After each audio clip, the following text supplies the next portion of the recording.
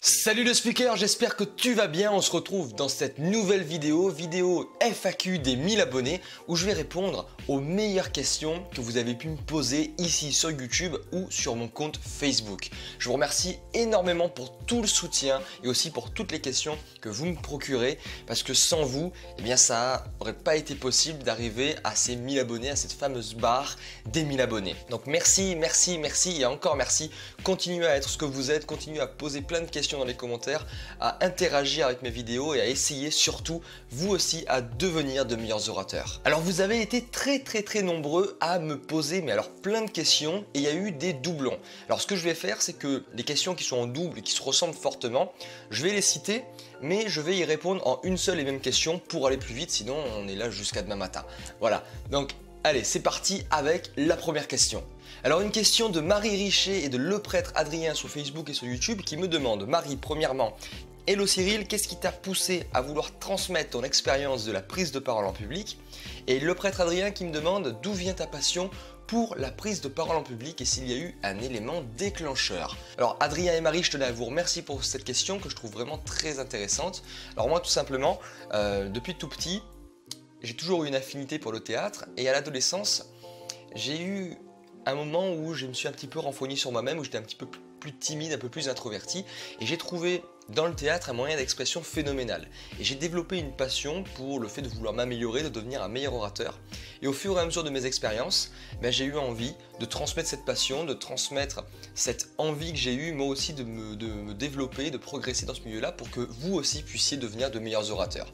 Et vraiment ma passion elle vient là, elle vient du fait de pouvoir parler devant un public, de pouvoir les convaincre, de pouvoir les inspirer, de pouvoir faire bouger des choses dans une scène, dans un public. Et ça c'est vraiment quelque chose de formidable et ça vient de là, voilà, le plaisir de parler, le plaisir de partager, surtout de partager mes connaissances et de vous apprendre des choses. Ensuite, une deuxième question de Raphaël Payot et de la chaîne Magique pour tous, Tour de magie expliqué si je ne me trompe pas. Alors Raphaël qui me demande: salut Cyril, quelles sont tes sources d'inspiration et quelles sont les sources d'inspiration les plus étonnantes auxquelles tu n'as pas pensé en lisant la première question? Et justement la première question qui est: quel est ton livre préféré de Magique pour tous? Alors les gars, merci pour votre question, très bonne question. Je vais commencer avec la question de Raphaël Payot. Alors mes sources d'inspiration, elles sont nombreuses notamment par les orateurs TED, enfin les conférenciers TED, pardon, les orateurs Toastmasters, les bouquins, et justement j'y reviendrai avec la question de Magique pour tous. Il y a aussi de grands conférenciers comme Marc-André Morel qui est mon mentor, qui a aussi Michel Poulart aussi, je lui fais coucou s'il regarde la vidéo, qui est aussi un très grand mentor pour moi. Mais aussi je pense que ça a été pour tout le monde, ma première source d'inspiration, ça a été David Laroche qui m'a clairement lancé dans le milieu du développement personnel, qui m'a fait connaître tous ces sujets-là de dev perso, de confiance en soi et qui m'a un petit peu poussé à me développer. Et aussi je pense que c'est un petit peu pareil pour tout le monde, Antoine Blanche-Maison qui m'a poussé lui aussi à faire des vidéos sur internet et à lancer ce petit business sur YouTube. Ensuite mon livre préféré, je dirais que ça serait celui-là, un livre de Dale Carnegie qui s'appelle How to Develop Self-Confidence and Influence People by Public Speaking de Dale Carnegie. Et là tu as pu voir mon niveau d'anglais absolument incroyable, je vais passer un TOEFL dans pas longtemps, on va voir ce que ça va donner. Et qui est en fait un bouquin encore plus pointu, je dirais, que Comment parler en public du même auteur, Dale Carnegie. Et qui va vraiment dans le détail, qui donne des conseils absolument top pour se développer dans le milieu de la prise de parole en public. Voilà, je vous conseille de toute manière tous les bouquins de Dale Carnegie trouvables sur Amazon directement. Voilà, je t'ai mis un lien dans la description si tu souhaites en savoir plus sur ce bouquin et en acheter d'autres. Une troisième question de Sophie Stické sur YouTube. Salut Cyril, je ne sais pas si on te l'a déjà posé, mais est-ce que tes études t'ont permis d'être plus à l'aise dans le domaine de la prise de parole ou absolument pas? Professeur, intervention, matière. Merci pour tes vidéos, bisous. Merci Sophie, ton message me fait vraiment plaisir. Alors, est-ce que mes études m'ont permis d'être plus à l'aise? Je dirais oui et à la fois non. Alors dans mes études, j'ai dû prendre la parole en public, on avait beaucoup de cours de communication, mais ça a été plus des échecs qui m'ont fait prendre conscience que je devais m'améliorer moi par moi-même en dehors en fait, et en pratiquant grâce à ces oraux que je devais faire. Parce que je me suis tellement pris des tolls lors de ces prises de parole en public, et j'y reviendrai après justement, que ça m'a donné véritablement l'envie de performer dans ce milieu-là. J'ai découvert le livre Comment parler en public de Dale Carnegie, que j'ai lu, que j'ai dévoré, et je me suis dit mais putain il y a quelque chose qui me plaît et au fur et à mesure que je me suis développé là-dedans, eh bien j'ai voulu transmettre ma passion. Donc oui et non à la fois. Je dirais pas que c'est vraiment mes études, mais ça a été un des éléments déclencheurs du fait que j'ai voulu prendre la parole en public et voulu m'améliorer. Et non, il n'y a pas eu spécialement de professeurs, j'ai pas eu de profs qui m'ont réellement impacté durant mes études. Ça c'est quelque chose que je regrette un petit peu. J'aurais aimé avoir des profs vraiment très forts en prise de parole en public. Ensuite je vais mêler deux questions. Une question de Yacine Seba qui me demande sur YouTube: est-ce que tu vas faire d'autres vidéos sur la confiance en soi? Et une vidéo, qu'est-ce que je dis moi? Et une question de Martin Millier, salut Martin, qui me demande: salut Cyril, penses-tu faire davantage de vidéos avec des conférencières plus expérimentés? Alors Yacine, tout d'abord, d'autres vidéos sur la confiance en soi. Oui, clairement, ça c'est un sujet qui, j'ai l'impression, vous tient énormément à cœur. Donc je vais reprendre les vidéos explicatives qui répondent à un problème fort comme la confiance en soi, la timidité, le trac, et vraiment me développer beaucoup plus sur ce type de vidéo. Ensuite, Martin, est-ce que je pense faire ce genre de vidéo avec des conférencières? Oui, clairement, si j'ai l'occasion d'en faire, eh bien je le ferai. Seulement, il faut que je trouve les contacts. Il faut que j'aille demander de faire des interviews directement avec ce genre de personnes, surtout dans le sud, mais on est un petit peu excentré. Il n'y a pas tant de grands orateurs, ils sont un peu tous sur Paris ou à l'étranger. Donc voilà, donc oui, si l'occasion se prête, oui, je le ferai. Et bientôt, ça je pourrais pas te répondre, ça dépendra que de moi et de ma volonté d'aller demander à ces conférenciers de faire une vidéo avec moi. Ensuite, une question de Steve Jurion de la chaîne Steve Création de Valeur que je vous invite à aller checker. C'est vraiment une bonne chaîne YouTube si vous voulez apporter de la valeur au niveau leadership ou dans votre vie en général. C'est vraiment très bien ce qu'il fait. Il s'est lancé il n'y a pas longtemps, donc je vous invite à aller le voir. Il me pose la question: as-tu une manière d'entrer en relation avec des youtubeurs qui ont une audience plus élevée que la tienne lorsque tu viens vers eux pour une interview? Quelle est ta manière de procéder? Alors moi, je t'avouerai que j'ai eu un petit peu de chance. J'ai eu la chance que Doua Majouli est venue vers moi parce qu'elle a aimé mon contenu, elle a vu un potentiel chez moi et m'a proposé de mettre en relation avec des gens du milieu de la conférence et du milieu du développement personnel pour qu'on fasse un échange de services à terme. Voilà, donc parce que je suis partenaire avec elle et elle m'a proposé de me mettre en relation avec plein de personnes. Donc j'ai eu cette chance-là, cette opportunité-là. Mais ça a été dû au fait que j'ai fait du contenu qui a été remarquable et que les gens ont apprécié. Donc c'est pas que totalement de la chance. J'ai manipulé un petit peu la chance, on va dire. Et ensuite, ce qu'il faut se dire, et ce que j'ai compris, c'est que les personnes que tu souhaites contacter, que tu penses inaccessibles, en fait, elles le sont totalement. Elles sont totalement accessibles. Ça demande juste un petit peu de culot, juste un petit peu d'audace, de leur envoyer un message sur Facebook, sur Twitter, sur LinkedIn ou de la manière que tu le souhaites, par mail si tu veux, ou sur Facebook, moi c'est ce que je fais, de leur envoyer un message et de leur proposer une interview. Mais il faut que tu tournes la chose, Steve, d'une telle manière qu'ils soient obligés de dire oui. C'est-à-dire que tu leur apportes tellement de valeur que ça va leur apporter de la visibilité, que ça va leur apporter du contenu en plus pour eux et pas pour toi, que tu mettes en avant les bénéfices qu'ils vont en retirer, qu'ils soient obligés de dire oui pour passer dans une interview, parce qu'ils ne diront jamais non à plus de visibilité pour présenter leur projet, pour présenter leur chaîne YouTube ou leur boulot, tout simplement. Et ensuite, ma petite manière de procéder, c'est que lorsque je fais une interview, je demande toujours à la fin à la personne que j'ai interviewée de me donner 2 à 3 personnes qui seraient intéressées pour que je fasse une interview. Et à chaque fois que je demande à une personne, que je fais une interview avec une personne, j'ai 3 contacts en plus minimum pour faire des interviews. Et en fait, ça fait un effet snowball, un effet boule de neige, où en fait je ne m'arrête jamais d'avoir des contacts supplémentaires. Une question de Antoine Redel qui est extrêmement intéressante. Salut Antoine, comment prouver sa crédibilité en tant que jeune sur scène? Alors ça c'est une très bonne question parce que notamment lorsqu'on est jeune, on manque de crédibilité. On ne mérite pas spécialement de parler des sujets que l'on souhaite traiter face à un auditoire qui est plus âgé que nous. Et justement, Marc-André Morel et Dale Carnegie le disent très bien, c'est qu'il faut mériter du sujet que l'on souhaite traiter. C'est un des piliers de la prise de parole en public, c'est le fait de mériter. Seulement, le mérite, ça peut se gagner. C'est pas parce que tu n'as pas fait des dizaines d'années d'études sur un sujet que tu n'as pas le droit de parler d'un sujet. Il faut que tu gagnes. Il ne faut pas que tu gagnes, il faut que tu trouve l'angle qui te permette de mériter de parler de ce sujet-là. Par exemple, moi, la prise de parole en public, j'ai que 22 ans face à des personnes de 40 ans qui prennent la parole depuis des années, une vingtaine, une trentaine d'années. C'est beaucoup plus difficile pour moi de m'imposer comme un expert. Seulement, ce que j'ai fait, c'est que je ne m'impose pas comme un expert. Je m'impose comme étant un passionné et un expert et un conférencier en devenir. Une personne qui va bientôt devenir par sa formation continue, par son audace ou par le fait qu'elle cherche à se développer, à développer un réseau, eh bien que je gagne et que je crée ma crédibilité. Donc c'est ça le challenge, c'est que lorsqu'on est jeune, c'est qu'il faut trouver le bon angle pour trouver sa crédibilité sur scène face à un auditoire qui est plus vieux que nous.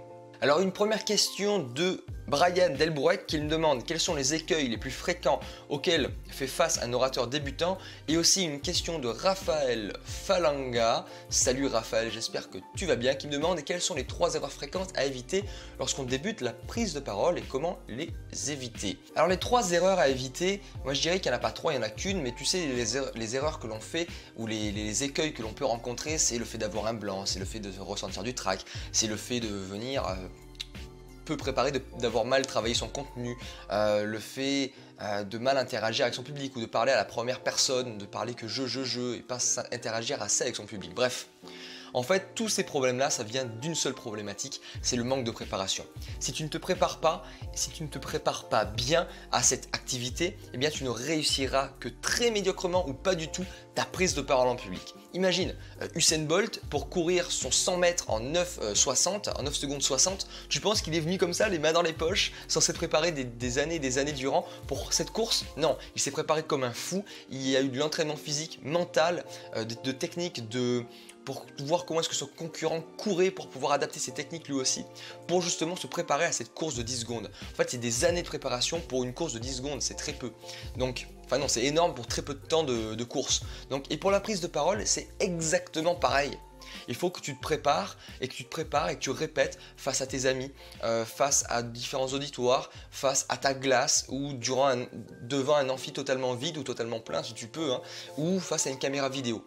Et ça vraiment, la préparation, c'est primordial. Répéter, répéter et encore répéter. Ensuite, une autre question de Raphaël que je trouvais très sympa. Comment préparer un discours et quels sont les endroits possibles pour pratiquer la parole en public et pour progresser? Alors, préparer un discours, là j'ai fait une vidéo sur la technique de la pomme que tu peux retrouver ici ou ici, qui est une technique en 5 étapes pour réussir toutes tes présentations. Et préparer un discours, moi comment est-ce que je prépare un discours? Déjà, moi ça part d'une idée. Ça part d'une idée que je fais germer petit à petit pendant une semaine ou deux, et que je prépare en l'écrivant. Voilà, j'écris beaucoup, je mets des points, je mets plein d'idées brainstormées sur une feuille de papier que je balance. Et toutes ces idées, en fait, autour du thème que je souhaite développer dans la prise de parole, eh bien, j'essaie de les agencer, j'essaie de trouver une cohérence entre elles. Puis, lorsque j'ai trouvé une forme de cohérence, eh bien, je supprime ce que je considère comme étant en trop. Et ensuite, je répète, et j'essaie de trouver des idées, j'incrémente des idées pour que ça soit plus intéressant, pour que ça soit plus visuel, pour que ça soit plus impactant. Et voilà. Alors, les endroits possibles pour prendre la parole en public et s'améliorer, eh bien, il y a le théâtre. Tu peux prendre des cours de théâtre, c'est top, même si ça va plus travailler ton aisance, c'est différent le théâtre. Tu as Toastmasters que tu peux voir toutes mes vidéos là dans les playlists juste en dessous là sur ma chaîne, sur Road to Toastmasters où je présente l'association d'orateurs qui est excellent. Tu as aussi Dale Carnegie qui propose des séminaires gratuits de prise de parole en public ou qui sont très axés pratiques, ça aussi je te le conseille.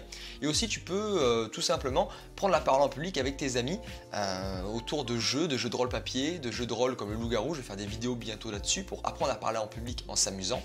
Et aussi eh bien, en prenant toutes les occasions possibles pour t'améliorer en public, c'est-à-dire dans la vie de tous les jours. Dès que tu parles à quelqu'un, essayer de placer des silences, essayer de calmer ton débit de parole, essayer d'utiliser ta gestuelle pour que ça soit beaucoup plus impactant, structurer ta parole simplement et efficacement, utiliser des images ou des métaphores pour rendre ton discours et ta parole plus captivantes.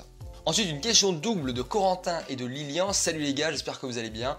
Corentin qui me demande ton plus grand succès et ton plus grand échec dans le domaine de la prise de parole, et Lilian qui me demande quelle a été ton intervention la plus difficile en public et comment est-ce que tu l'as surmontée. Alors Corentin, très bonne question. Mon plus grand succès, ça a été lorsque j'ai remporté la 3e place au concours de secteur Toastmasters sur les discours improvisés, surtout face à des personnes qui ont 30-40 ans de Toastmasters derrière eux, de prise de parole derrière eux. Il y a un champion d'éloquence, un champion international d'éloquence qui est devant moi, un distinguished communicator, un mec qui a fait tout le parcours Toastmaster au moins 2 fois, ça prend des années à réaliser ça, qui a un niveau incroyable. Et réaliser une 3e place juste derrière eux, c'est vraiment énorme et j'étais extrêmement fier de gagner ce prix-là. Et ensuite donc mon plus grand échec et ma prise de parole la plus difficile, ça a été très certainement Très bonne question. Ça a été très certainement durant un concours de négociation que j'appelle les négociales, qui s'appelle les négociales, pardon, et où on devait négocier des cas et où je me suis littéralement vautré face à un recruteur que j'ai mal écouté, face à un vendeur pardon que j'ai mal écouté, j'ai mal cerné ses besoins, il m'a posé des questions extrêmement piégeuses et j'ai perdu totalement mes moyens et ça a été un grand moment de malaise pendant 5 minutes. Voilà, en gros, je ne savais pas quoi répondre, j'étais tout blanc, en totalement en PLS, quoi, position latérale de sécurité, mon gars, et je me suis retrouvé comme un con face à cette personne sans quoi savoir lui dire totalement. C'était vraiment une expérience horrible. Horrible de chez horrible. Ensuite, une question de Jérôme Raclin qui me demande quelles sont les principales qualités à développer pour être un bon orateur. Alors moi je dirais, la qualité principale, je pourrais te dire, voilà, il faut bien travailler sa voix, il faut bien travailler sa gestuelle, il faut savoir poser de bons silences lorsqu'on veut devenir un bon orateur. Mais en fait, je pense que la qualité primordiale d'un orateur, c'est d'accepter l'échec. Accepter l'échec comme une future réussite. Parce que penser qu'on est imbattable, l'excès de confiance, penser qu'on est imbattable, c'est la pire erreur qu'on puisse faire lorsqu'on veut prendre la parole en public ou même dans la vie de tous les jours. Parce que l'échec, même si c'est dur à encaisser, même si ça fait mal et que c'est extrêmement douloureux de prendre un échec, et j'en ai reçu beaucoup là ces derniers temps, mais il faut se dire que c'est primordial et que ça nous permet en fait de nous remettre à notre place. Je dirais que la qualité primordiale à développer, c'est l'humilité. Et l'échec permet de nous faire gagner en humilité parce que ça nous permet de nous remettre à notre place, de nous faire comprendre qu'on ne peut pas tout réussir d'un coup, de nous faire comprendre qu'on n'est que des petites personnes, qu'on est tout petit et que nous aussi on a encore plein de choses à apprendre. Ensuite, une question de Sophie. Salut Sophie, qui me demande qu'est-ce qui va faire la différence entre toi et les autres. Eh bien alors, ce qui fera ma différence, c'est le fait d'être différent. C'est arrêter de copier et apporter ma propre expertise, ma propre patte par rapport à mes concurrents, même si je pense qu'il n'y a pas de concurrents sur internet, qu'il n'y a pas de concurrents du tout même dans la réalité, qu'on a tous un moyen de trouver un accord entre nous pour se développer tous ensemble et faire grossir les parts de marché au lieu de se les partager, eh bien ça sera ma capacité à faire ma différence, à me différencier et à apporter mon propre style et ma propre expertise aux personnes qui m'écoutent. Alors j'ai vu que cette FAQ vous a énormément plu, vous avez été très nombreux à me poser plein de questions, donc ce que je vais faire désormais, et je vais te proposer quelque chose, c'est que tu vas pouvoir dans les commentaires et aussi à l'adresse mail qui apparaît juste ici dans les commentaires de mes vidéos sur Facebook ou sur YouTube, et de m'envoyer un mail ou un message avec ta question, la question que tu veux que je réponde. Ces questions, je vais les sélectionner, je ne prendrai que les meilleures questions et je les ferai apparaître et j'y répondrai à la fin de toutes mes prochaines vidéos spécialement pour toi. Donc si tu as une problématique, une question que tu souhaites à laquelle je réponde, eh bien pose-moi les à cette adresse mail ou sur Facebook ou sur YouTube et j'y répondrai dans toutes mes prochaines vidéos. Voilà, cette vidéo est terminée, j'espère qu'elle t'a plu mon cher speaker. On se retrouve dans une prochaine vidéo. Encore merci pour toutes tes questions, merci pour les 1000 abonnés, merci pour tout ton soutien et tes encouragements, ça me fait vraiment plaisir. Et surtout, n'oublie pas, on n'en est pas speaker, on le devient. Ciao ciao.